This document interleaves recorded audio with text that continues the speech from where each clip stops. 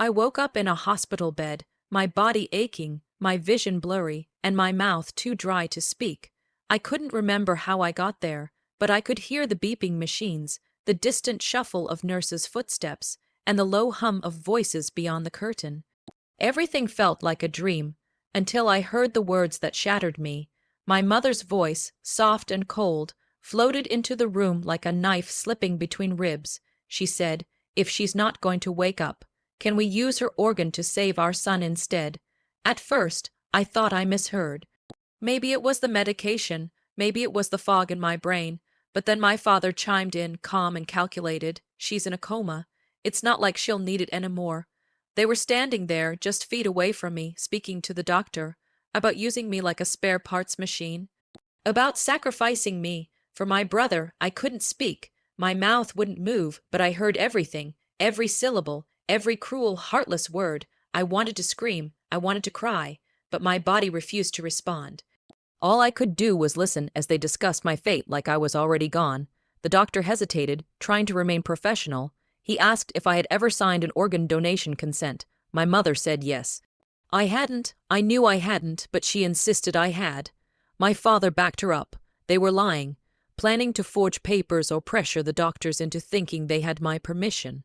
And the worst part, they didn't sound desperate, they didn't sound heartbroken, they sounded relieved, as if they had finally found a way out of Samir's illness, as if I was just the unfortunate casualty. I lay there frozen, realizing something I had tried to deny my whole life. They never saw me as their daughter. I was just the extra one, the one who existed in the shadows, and now they were ready to erase me completely if it meant saving the child they actually cared about. The son, the golden one, their true pride. Growing up, I always knew something was different, even before I had the words to explain it.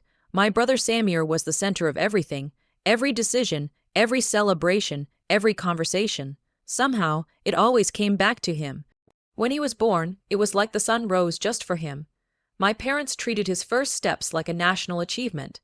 Every tiny thing he did was met with praise, cameras, and celebration.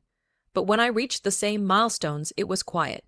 No one clapped, no one noticed. I learned early that silence was my applause, and invisibility was my reward. I would draw pictures and place them on the fridge, only to find them removed the next day to make space for Samir's messy crayon scribbles. I was never jealous, at least not at first. I just wanted to be seen too. As we got older, the gap widened.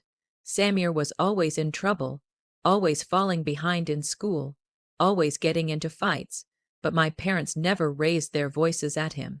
They made excuses, they protected him. When he failed math 3 times, they blamed the teacher.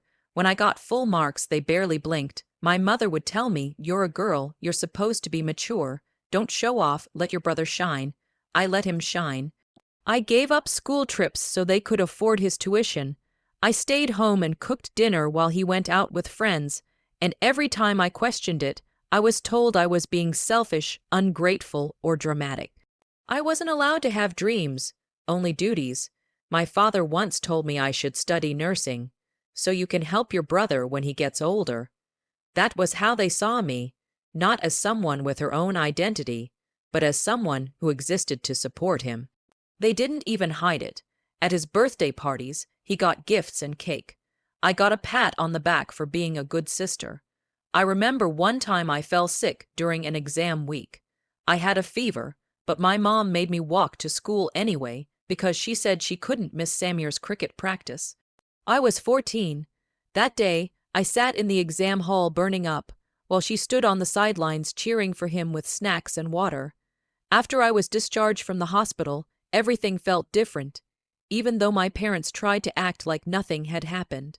They were suddenly attentive, overly sweet, bringing me my favorite meals and asking how I felt every hour, but the warmth in their eyes didn't reach their voices.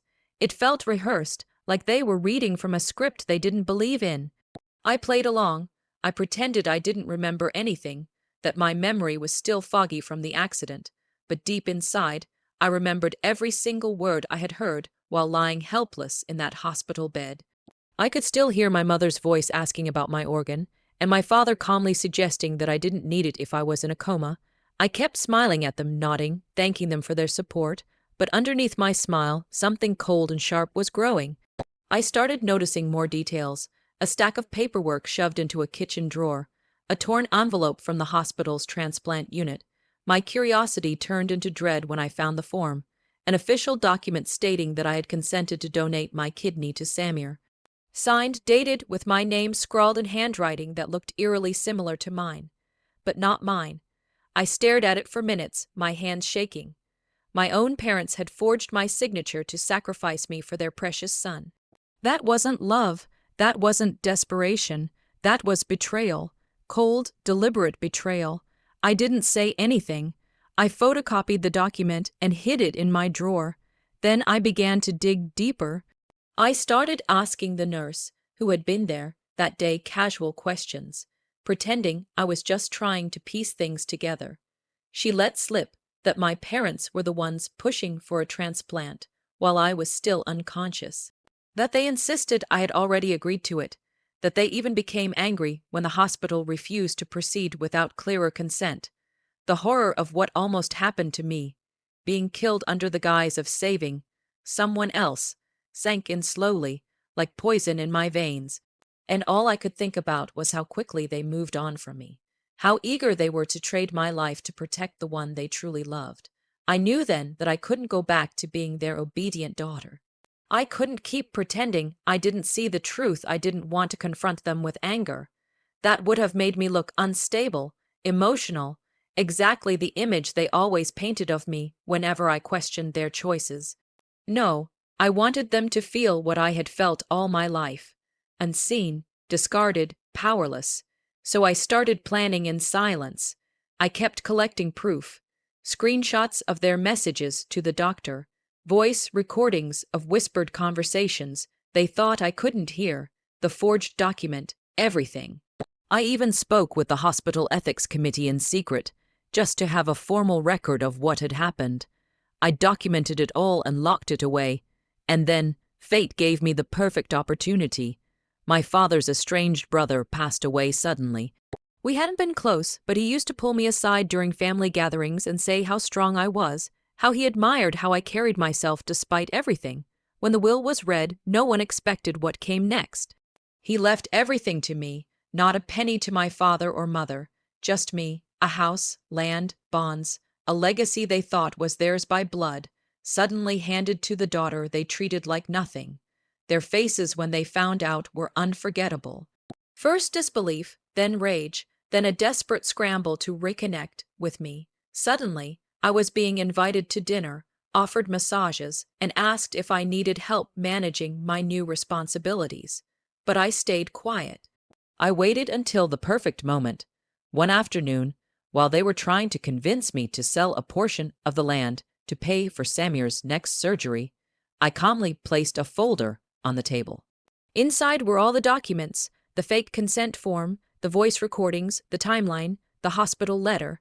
My mother's face drained of color. My father opened his mouth but couldn't speak.